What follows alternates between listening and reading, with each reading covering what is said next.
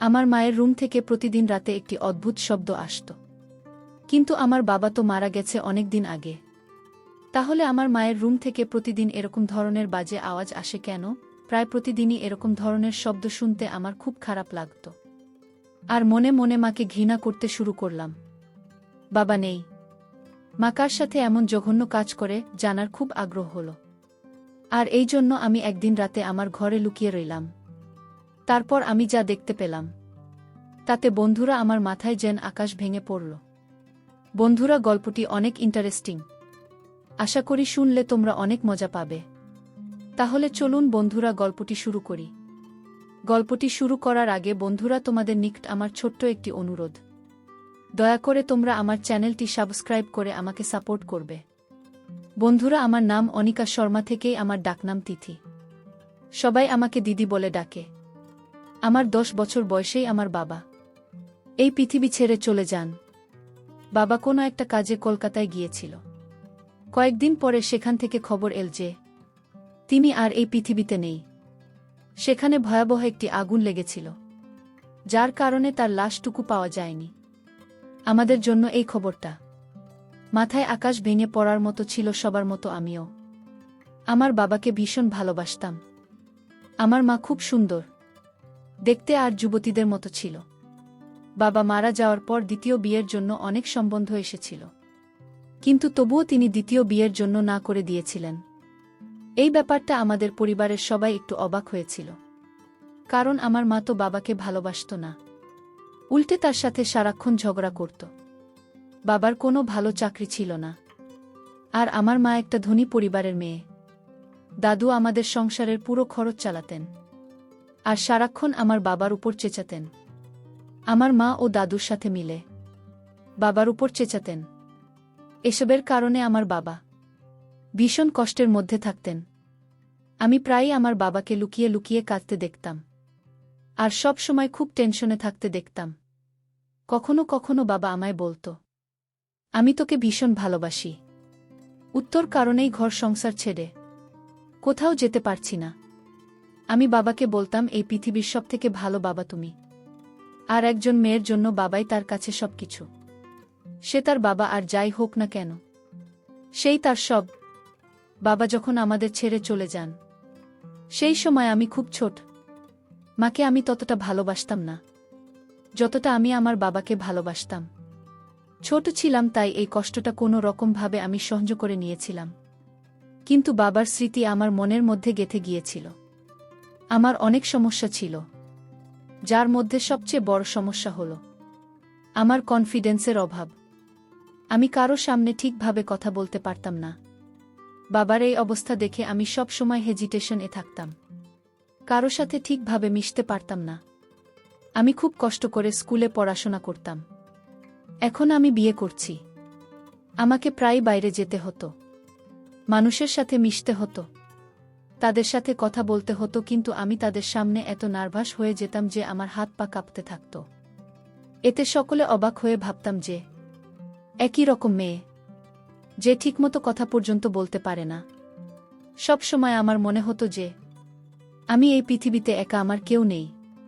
কিন্তু আমার মায়ের জীবন, বাবার মৃত্যুতে কোনো রকম প্রভাব পড়েনি। মা সবসময় সেজেগুজে থাকত, নিজের যত্ন নিত, মাঝে মধ্যেই বাইরে ঘুরতেও যেত। আমি এই সমাজ আর আমার মায়ের থেকে সব সময় দূরে থাকতে চাইতাম। সেই কারণে আমি বাড়িতে অতিথিদের জন্য যে ঘরটা বানানো হয়েছিল, সেই ঘরে সারাদিন চুপচাপ পড়ে থাকতাম। রাতেও আমি সেই ঘরে ঘুমাতাম। ঘরটা ছিল আমাদের মূল ঘর থেকে একটু দূরে, যা একেবারে নীরব ছিল। সেই ঘরের ছাদটা খারাপ হয়ে গিয়েছিল, যে কারণে বর্ষার সময় ঘরের ছাদ দিয়ে জল পড়ত। তাই একদিন আমার মা বলল যে আমি যেন ঘর ছেড়ে বাড়ির ভিতরে চলে আসি, কারণ বাড়িতে অনেক ঘর ফাঁকা আছে। তাই আমার বাইরে থাকার কোনো দরকার নেই। আমি ভিতরে আসতে চাইছিলাম না, কিন্তু বৃষ্টি হলে ঘরে জল পড়ে। এই একটা সমস্যার কারণে আমাকে ভিতরে আসতে হলো। আমার ঘরের সামনে যে ঘরটা, সেটাতে আমার মা থাকত। আমার ঘর থেকে মায়ের ঘরের জানালা পরিষ্কারভাবে দেখা যায়। ছোটবেলায় আমিও বাবা মায়ের সাথে ঘরে থাকতাম, কিন্তু বাবা মারা যাওয়ার পরে এই ঘরে আসলে তার কথা মনে পড়ত। সেই কারণে আমি ঘর ছেড়ে বাইরের ঘরে থাকতাম। বাবার মৃত্যুর পরে আমি পুরো ডিপ্রেশনে ছিলাম। সেই কারণে আমি ডাক্তারের কাছে চেক আপ করাতে যেতাম। ডক্টর আমাকে এটাই বলতো যে তুমি তোমার বাবার মৃত্যুতে হৃদয়ের গভীর আঘাত পেয়েছ, যা তোমার ভিতরে আতঙ্ক তৈরি করে এবং এর ফলে তোমার অবস্থা আরও খারাপ হয়ে যেতে পারে। এই কারণে তোমার শরীর খারাপ হচ্ছে। কিন্তু তোমাকে নিজের উপর নিয়ন্ত্রণ আনতে হবে, কেননা সে তো এই পৃথিবীতে নেই। তোমাকে মানুষের সাথে মিশতে হবে, কথা বলতে হবে। কিন্তু তুমি যদি নিজের উপর কন্ট্রোল না রাখতে পারো, তবে তুমি মানুষের সাথে মিশবে কিভাবে? আর তুমি কি বা হবে কিভাবে? আমি নিজেই নিজেকে নিয়ে ভীষণ চিন্তায় থাকতাম। আমার বয়স এখন 20 বছর। আইন অনুযায়ী 18 বছর বয়সে আমি সাবালিকা হয়ে গেছি। কিন্তু আমি নিজের কাজ নিজে করতে পারতাম না। তবে এখন আমাকে নিজের কাজ নিজেই করতে হবে। নিজের ভালো মন্দের চিন্তা নিজেকেই করতে হবে। এমনিতেও মায়ের উপর আমি খুব একটা ভরসা করি না। বাড়ির ভিতরে আসার পর থেকে আমি একটা অদ্ভুত ব্যাপার লক্ষ্য করেছি যে প্রতিদিন আমার মনে হয় মায়ের ঘরে কেউ একজন আসে। প্রথম রাতে ভেবেছিলাম এটা আমার মনের ভুল, কারণ এই সময় মায়ের ঘরে কে থাকবে, তাই আমি এই ব্যাপারটার দিকে তেমন একটা গুরুত্ব দিলাম না। কিন্তু দ্বিতীয় রাতেও আমি নিজের কানে কোনো পুরুষের গলার আওয়াজ শুনতে পেলাম। যখন আমার ঘর থেকে বেরিয়ে মায়ের ঘরের কাছে গিয়ে দেখলাম তার ঘরে আলো জ্বলছে। এর মানে হলো আমার মা জেগে আছে। এরপরে আমি মায়ের ঘরের দরজায় টোকা দিলাম। কিছুক্ষণ পরেই মা এমনভাবে বাইরে বেরিয়ে এল, যেন মনে হচ্ছে তিনি সবেমাত্র ঘুম থেকে উঠে এসেছে। অথচ তার মুখের দিকে ভালো করে লক্ষ্য করে দেখেন, মনে হলো না যে তিনি ঘুমাচ্ছিলেন। আমি বললাম, তুমি যে ছিলে? মা বলল যে, তুই এটা জিজ্ঞেস করার জন্য আমাকে ঘুম থেকে উঠে আলি, আমার ঘুমটা নষ্ট করলি। এটা তোমার ঠিক হয় নাই। আমি বললাম, মা, আমার ঘুম আসছিল না, তাই জেগেছিলাম। তোমার ঘর থেকে একটা আওয়াজ শুনতে পেয়েছিলাম, তাই তো তোমাকে ডাকলাম। আমার কথা শুনে আমার মা বলল, তুই পাগল হয়ে যাসনি তো? কি সব ফালতু কথা বলছিস? আমি বললাম, তাহলে হয়তো তুমি ঘুমানোর সময় টিভিটা অফ করতে ভুলে গিয়েছিলেন, তাই আমি হয়তো তারই আওয়াজ শুনেছি। আর তুমি ঘুম থেকে উঠে এক্ষুনি টিভি বন্ধ করে বাইরে এলে আমার কথা শুনে আমার মা রেগে গেলেন। এদিকে মুখ ফসকে যা বলে ফেলেছি, তাতে আমি লজ্জায় পড়ে গেলাম। মায়ের রাগ করা স্বাভাবিক, কারণ তার সঙ্গে আমার এভাবে কথা বলা উচিত হয়নি। যাই হোক, আমি মায়ের কাছে ক্ষমা চেয়ে নিলাম আর বললাম, আর এরকম হবে না। সকালে মা কাজের জন্য বেরিয়ে গেল। তারপর সুযোগ বুঝে আমি মায়ের ঘরে গেলাম মায়ের সাথে রাতের বেলা। এইভাবে কথা বলা আমার উচিত হয়নি। তাই মনে মনে ভাবলাম, আমি যদি মায়ের ঘরটা সুন্দর করে পরিষ্কার করি তাহলে মা খুশি হয়ে যাবে। এভাবে মায়ের ঘর পরিষ্কার করতে শুরু করলাম। প্রতিদিন যেভাবে ঘর পরিষ্কার করা হয়, আমি সেভাবে মায়ের ঘর পরিষ্কার না করে ঘরটাকে খুব সুন্দর করে পরিষ্কার করতে চেয়েছিলাম। আমি সবেমাত্র ঘর পরিষ্কার করা শুরু করেছি, এমন সময় আমার হাতে এমন একটা জিনিস পেলাম যে তার সাথে মেয়েদের কোনো সম্পর্কই নেই। এটা শুধুমাত্র ছেলেরাই ব্যবহার করে। সত্যি বলতে কি, এটা বিবাহিত ছেলেরা ব্যবহার করে। আর তা আমার মায়ের ঘরে, তাও তার বিছানার তোশকের নিচে। আমি খুব অবাক হয়ে গিয়েছিলাম, কিন্তু আমি এ ব্যাপারে আমার মাকে জিজ্ঞেসও করতে পারবো না, কারণ জিনিসটা দেখে আমার লজ্জা লাগছিল। কিন্তু এই জিনিসটা মায়ের ঘরে কিভাবে এলো, আমি খুব চিন্তা করতাম। হঠাৎ আমি বাড়ির বাইরের দরজায় যেন আওয়াজ পেলাম। আমি ভাবলাম হয়তো মা এসে পড়েছে, তাই ঘর পরিষ্কার না করে আমি তাড়াতাড়ি করে আমার ঘরে চলে এলাম। এরপরে আমি ঘর পরিষ্কার করার ব্যাপারটা আমার মাথা থেকে বের করে দিলাম। কয়েকদিন পরে আমি আমার মায়ের একটা সত্যি জানতে পারলাম। সেটা হলো, আমার মায়ের ঘরে টিভি তো আছে, কিন্তু সেটা খারাপ চলত না।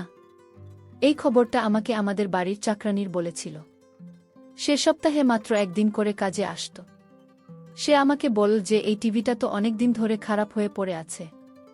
তোমার মা টিভির মেকানিককে ডেকে দেখিয়েছিলেন, কিন্তু সে বলেছে যে এই টিভি ঠিক করতে অনেক টাকা খরচ হবে, তাই তোমার মা আর টিভিটা ঠিক করেননি। তিনি তো আমায় বলেছিলেন যে তুমি টিভিটা নিয়ে যাও, যদি ঠিক করতে পারো তাহলে তোমার বাচ্চারা দেখতে পারবে। আমি তাকে বলেছিলাম যে আমার বরকে বলব টিভিটা নিয়ে যেতে। আমি আমার বরকে কয়েকবার বলেছিলাম টিভিটা নিয়ে যেতে, কিন্তু আমার বর টিভিটা নিতে এলি না। সে একেবারে কুকুরের বাচ্চা মতো, কোনো কাজ করতে চাই না। চাকরানি তো তার নিজের সংসারের সমস্যা নিয়ে বিভিন্ন কথা বলতে শুরু করে দিল, কিন্তু আমার ধ্যান অন্য জায়গায় পড়েছিল। যদি টিভি খারাপই হয়, তাহলে তো আমার মা কি সেই রাতে টিভি চালায়নি? তাহলে মায়ের ঘর থেকে কিভাবে পুরুষ মানুষের গলার আওয়াজ আসছিল?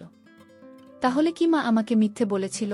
আমি তো ছোটবেলা থেকেই বাড়িতে আছি, যদি অনেকগুলো বছর বাইরের ঘরে কাটিয়েছি, কিন্তু এ ব্যাপারে কিছুই টের পাইনি। যখন আমি ভিতরের বাড়িতে এলাম, তখন এই সমস্ত জিনিস আমি জানতে পারলাম। আগে আমি বাইরে যে ঘরটায় থাকতাম, সেটা বেশ ছোট ছিল। সেখানে বাথরুমটা বাড়ির বাইরে, অনেকটা পিছনের দিকে। শীতকালে আমাকে বাথরুম করতে বাড়ির বাইরে যেতে হতো। যদিও বাড়ির ভিতরে এটা বাথরুম ছিল, কিন্তু মা কখনো আমাকে ভেতরের বাথরুম ব্যবহার করতে বলেনি। মা কখনো আমাকে বলেনি যে এই শীতের রাতে বাথরুমের জন্য তোর বাড়ির বাইরে যাওয়া ঠিক না, সর্দি কাশি লেগে যেতে পারে বা অন্য কিছু হয়ে যেতে পারে। যদিও আমি তার একমাত্র মেয়ে, এখন তো বাইরের ঘরটা ভেঙে পড়েছে, তাই বাধ্য হয়ে মা আমাকে ভিতরে ডেকেছে। এই বাড়িটা আমার দাদুর ছিল। বাড়িটা বহু পুরনো, যার একটা অংশ জানি না কিভাবে অন্য একজন কবজা করে নিজের নামে করে নিয়েছিল। বাকি অংশটা আমাদের ছিল। বাড়িটা অনেক বছরের পুরনো, ইংরেজ আমলের। নতুন কেউ বাড়িটা দেখলে হতবাক হয়ে তাকিয়ে থাকত আর বলতো, আমাদের একবার ভিতরে যেতে দাও, আমরা ঘরের ভিতরটা দেখতে চাই। কিন্তু আমি যেহেতু ছোটবেলা থেকেই বাড়িটা দেখছি, তাই আমার এই বাড়ির প্রতি খুব একটা মোহ নেই। আমার দাদু এই পৃথিবী থেকে অনেক আগেই চলে গিয়েছিল, কিন্তু তিনি ভালোই সম্পদ রেখে গিয়েছিলেন, যা দিয়ে আমাদের সংসারের খরচ খুব ভালোভাবে চলে যেত। মা বাড়িতে চাকরানি রেখেছিলেন। একদিন আমার মা আমাকে বলল যে, তুই একটা অলস মেয়ে, সারাদিন শুয়ে বসে দিন পার করছিস, এখন এখানে এসে আমার চুলের রং লাগিয়ে দেয়। আমি মাঝে মাঝে অবাক হয়ে এটাই ভাবতাম যে এই বয়সে আমার মা সেজেগুজে কাকে দেখতে চায়। এত বছর ধরে বিধবা থাকার পরেও আমার মা সবসময় সেজে গুজে থাকতেন। তার এই বাহারি সাজ দেখে তাকে আমার একদম ভাল লাগত না। তিনি এমনভাবে সেজে থাকতেন যেন তিনি সদবা। একবার তো পুজোতে মাকে হাতের মেহেন্দিও করতে দেখেছি, কিন্তু কোনো বুধবার তো ইচ্ছাই করার কথা না এসব করার। আর যখন তার স্বামী বেঁচে নেই, তখন মেহেন্দি পরে তিনি কাকে দেখাবেন? আমার মা সেই সমস্ত কিছুই করতেন যা কিনা একজন সদবা মহিলা করেন। নিজের খুব যত্ন নিত। আর একবার যখন মায়ের চুল সাদা হতে লাগল, তখন তো তিনি চুলে কালারও করলেন, সাথে মেহেন্দি ও লাগালেন, ভালো গা রঙের শাড়ি পরতেন, নিজের হাত পায়ের নখে নেলপালিশ লাগাতেন। আমি একটা অবিবাহিত মেয়ে হয়েও নিজেকে এত খেয়াল রাখতাম না যতটা আমার মা নিজের খেয়াল রাখতেন। আমি শুনেছিলাম আমার মা আর বাবা প্রেম করে বিয়ে করেছিলেন, তাই তো ভালোবাসার টানে বড় লোকের মেয়ে আমার মা আমার গরিব বাবাকে বিয়ে করেছিলেন। না হলে দাদু এই সব বন্ধ কোনোদিনও মেনে নিতেন না। তিনি আগে সেনাবাহিনীতে ছিলেন এবং ভীষণ শক্ত মনের মানুষ ছিলেন। রাতে আবারও মায়ের ঘর থেকে আওয়াজ আসছিল। আমি কান লাগিয়ে শোনার চেষ্টা করলাম, এটা কিসের আওয়াজ? কিছুক্ষণ শোনার পরে আমার যেন মনে হল কোনো পুরুষ মানুষ কথা বলছে, আর আমার মা তার কথা শুনে হাসছিল আর লজ্জা পাচ্ছিল। কথা শুনে মনে হচ্ছিল যে লোকটা আমার মায়ের খুব প্রশংসা করছে, আর এতে আমার মা লজ্জা পাচ্ছে। আমি শিওর যে ভিতরে কোনো পুরুষ মানুষ আছে। যাই হোক, চুপ করে ঘরে এসে শুয়ে পড়লাম। কয়েকদিন পরে আমার বাবার বাৎসরিক কাজ। প্রথম থেকেই বাবার বাৎসরিক কাজের দিন আমার মন ভার হয়ে থাকত। মনে হতো যেন আজকে উনি আমাদের ছেড়ে এই দুনিয়া থেকে চলে গেছেন। বাবার বাৎসরিকের দিন সকালে দেখলাম মা সেজেগুজে বাইরে বেরিয়ে এল। মাকে সেদিন খুব রোমান্টিক মনে হল। আমি মাকে বললাম, আজকের দিনে অন্তত সাদা কাপড় পরে আসতে পারতে। শুনেছি বিদ্যা সেজেগুজে থাকলে তাদের স্বামীর আত্মা কষ্ট পায়। মা বল, কি বলতে চাইছিস তুই? আমি বললাম, বাবা, রাজ বাৎসরিক কাজ, তাই আজকের দিনটা অন্তত নর্মাল ভাবে থাকো। তখন মা বলল, তোর বাবা অনেক দিন আগে মারা গেছে, তাই এখন এসব বাৎসরিক তার শরিক করে কোনো লাভ নেই। কিন্তু আমি বললাম, আমি প্রত্যেকবারের মতো কিছু গরিবকে সাহায্য করব। মা বলল, তাহলে তাই কর। আমি বললাম, তুমি কোথায় যাচ্ছ? মা বলল যে আমার এক বন্ধুর মেয়ের বিয়েতে যাচ্ছি। আমি বললাম, আজ তো তোমার স্বামীর বাৎসরিক কাজ, আর তুমি আজকে তোমার বন্ধুর মেয়ের বিয়েতে যাচ্ছ। মা বলল যে বাৎসরিক আজ প্রত্যেক বছর হয়, কিন্তু বিয়ে প্রত্যেক বছর হয় না। যে মারা গেছে তার জন্য আমি আমার এত ভালো বন্ধুকে কষ্ট দিতে পারব না। তারা খুব বড়লোক, আর তারা শহরে থাকে। আমি তার বড় ছেলের সাথে তার বিয়ে দিতে চাই। এই সময় আমি মাকে বললাম, যখন তোমার বন্ধু জানতে পারবে যে তুমি তোমার বরের বাৎসরিক কাজের দিন সেজেগুজে বিয়ে খেতে গেছ, তখন তারা তোমার সম্বন্ধে কি ভাববে? তারা তো তোমাকেও মানুষ ভাববে। আমার কথা শুনে মা বলল, তুই ভীষণ বাজে হয়ে গেছিস। আমার সামনে তুই এত কথা বলছ কেন? খবরদার বলছি, এরপর তুই যদি আমার সামনে এই ধরনের বাজে কথা বলিস, তাহলে আমার থেকে খারাপ কেউ হবে না। তোর বাবা তো এরকম ছিল না। জানি না তুই কার মতো হয়েছিস। আমি বললাম, তিনি তোমার স্বামী, আর আমার বাবা ছিলেন। তার জন্য তো তোমার একটুখানি সময় বের করা উচিত। কিন্তু তুমি না তো আমার পরোয়া করো, না তো বাবার পরোয়া করো। কে থাকল আর কে গেল তাতে আমার কিছু যায় আসে না। এবার তো মা কোনো কথার জবাব না দিয়ে বাড়ি থেকে বেরিয়ে গেল।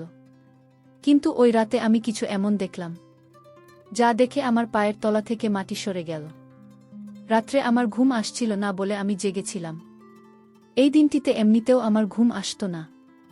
আজকের দিনটা আমার জীবনের সবথেকে বাজে দিন।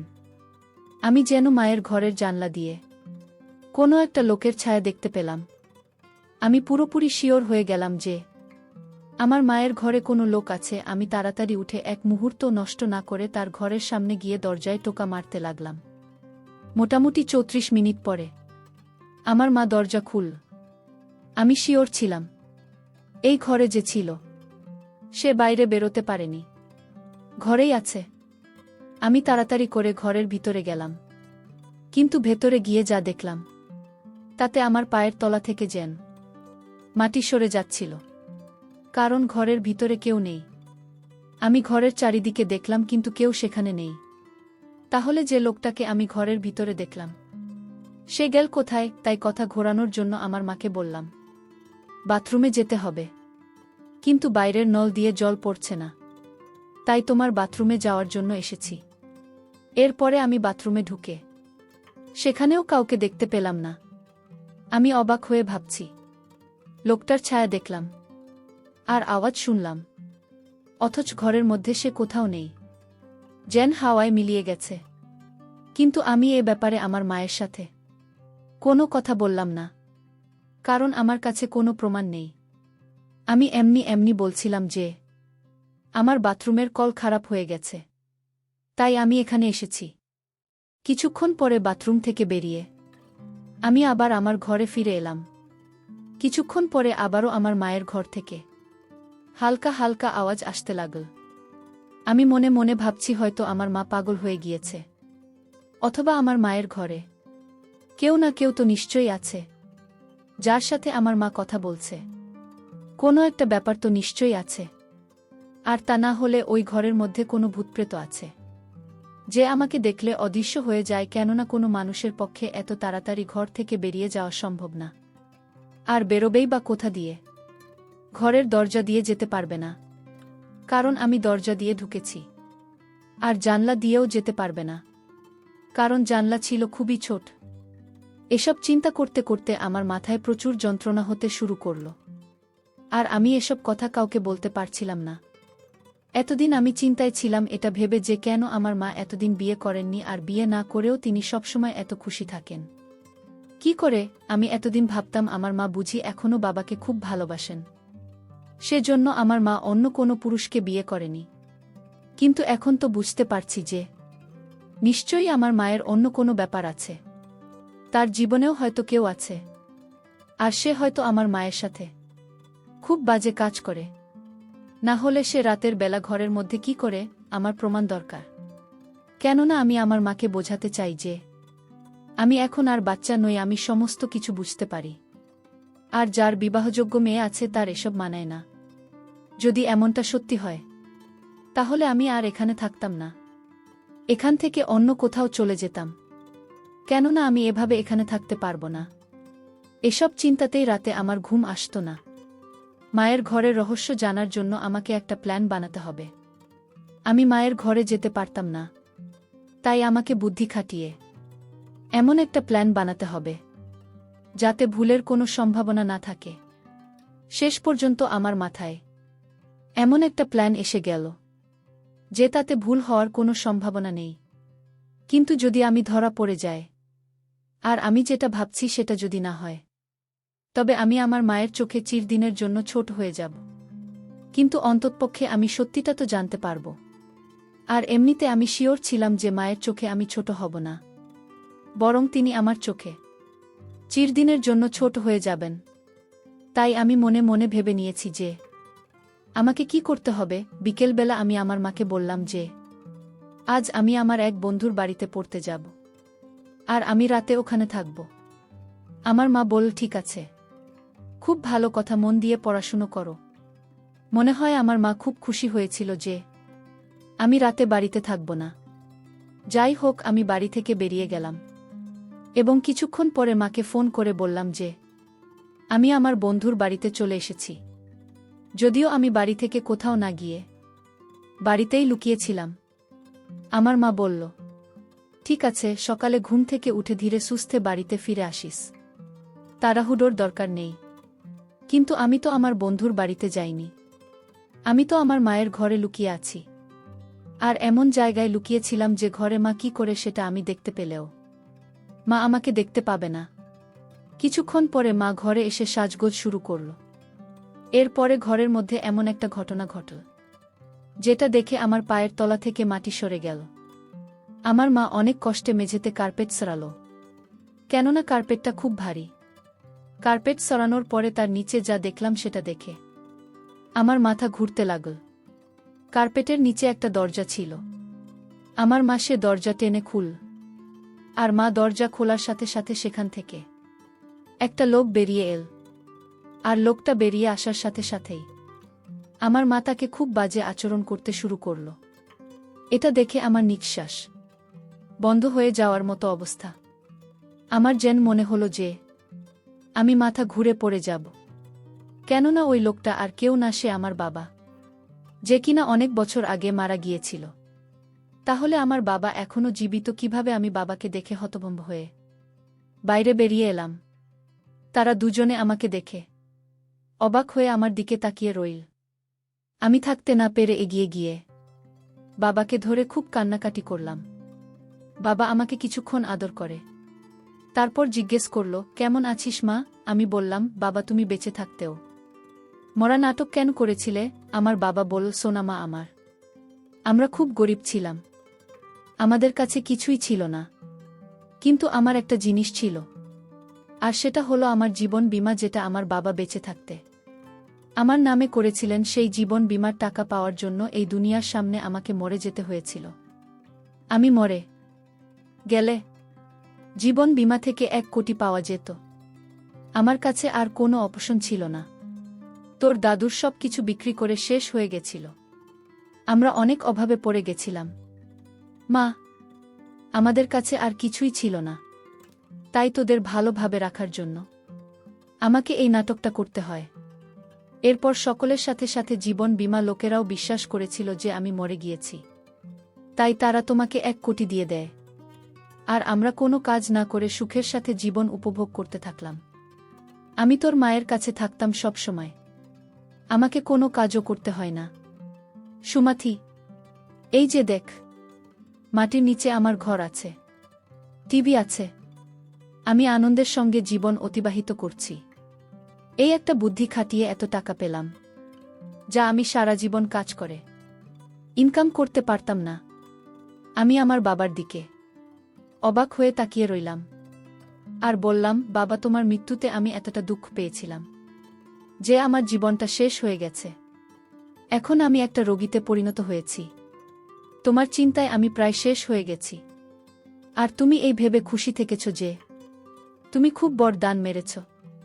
কিন্তু তুমি তো এই দুনিয়াতে সবথেকে বড় বোকামি করেছ। আমার বাবা আমাকে বলতে লাগল যে উত্তর ভবিষ্যতের কথা ভেবে আমি এসব করেছি। উত্তর পড়াশোনার সাথে সাথে তোর যাবতীয় খরচ 2 সময়মতোই পেয়েছিস। কোনো দিন কোনো কিছুর অভাব তোকে হতে দিইনি। যদি আমি এসব না করতাম তাহলে আমাদের খেয়ে পরে বেঁচে থাকাই কষ্টকর হতো। আমি আমার বাবাকে অবাক করে দিয়ে বললাম যে বাবা, তুমি আমার জীবনটা নষ্ট করে দিয়েছ। আমার জীবনে অর্থের দরকার ছিল না। আমার দরকার ছিল বাবা, তোমার আদর, তোমার স্নেহ, তোমার ভালোবাসা, তোমার মায়া মমতা। অর্থের মূল্য দিয়ে বাবা তুমি তা বিচার করতে পারবে না। বাবা, তুমি কি আমাকে ফিরিয়ে দিতে পারবে? বাবা, অর্থের মূল্য দিয়ে তুমি কি আমাকে অতীতে যে যন্ত্রণা দিয়েছ সে যন্ত্রণা ফিরিয়ে দিতে পারবে? কখনো পারবে না। তোমার এটা কখনো উচিত হয়নি বাবা। অর্থের মূল্য দিয়ে তুমি আমার জীবনের সুখের মূল্য বিবেচনা করেছ, যার জন্য আমার মাথা এবং মনের অবস্থা পুরোটাই শেষ। না মরেও পৃথিবীতে মরে থাকার মতোই বেঁচে আছি। যায় হোক বাবা, অর্থ দিয়ে তুমি সুখে থেকো, ভালো থেকো। তোমার কাছ থেকে আমি আর কোনো সুখ স্বাচ্ছন্দ্য চাইব না। বন্ধুরা, পরিশেষে আমি বলবো, আমাদের জীবনেও মাঝে মধ্যে এরকম ধরনের কিছু ঘটনা আসে যা কেউ কখনো কল্পনাও করতে পারে না। অনেক সময় অর্থের জন্য মানুষ জীবনের রূপ পাল্টিয়ে দেওয়া, পরিবার, আপনজন সবার কাছ থেকে বিসর্জন দিয়ে জীবনকে ভিন্ন উপায় নিয়ে যায়। তখন সে পরিবার পরিজনের চাইতে নিজের স্বার্থ থাকে বেশি প্রিয় মনে করে। কিন্তু এটা মোটেও উচিত না। আমাদের প্রত্যেকটি কাজ করার পূর্বে আমাদেরকে সবকিছু বিবেচনা করে ভাবা উচিত। বিশেষ করে পরিবার পরিজনদের কথা মাথায় রেখে প্রত্যেকটি কাজ, অর্থাৎ দুর্বিষহ কাজগুলো বিবেচনা করে করা উচিত। বন্ধুরা, আজকে এই পর্যন্তই। আমি লামিয়া আবারও আসব তোমাদের মধ্যে নতুন কোনো ভিডিও নিয়ে। ভিডিওটি যদি তোমাদের ভালো লাগে তাহলে একটি লাইক দাও। প্রতিদিন আমি তোমাদেরকে একটা করে নতুন গল্প উপহার দিব। তাই তোমাদেরকে অনুরোধ করে বলছি, তোমরা যদি এরকম ধরনের ইন্টারেস্টিং গল্প পেতে চাও তাহলে দয়া করে আমার চ্যানেলটি সাবস্ক্রাইব করো। পরিশেষে তোমাদের সকলের সুস্বাস্থ্য কামনা করি। ভিডিওটি দেখার জন্য তোমাদের সকলকে অসংখ্য ধন্যবাদ।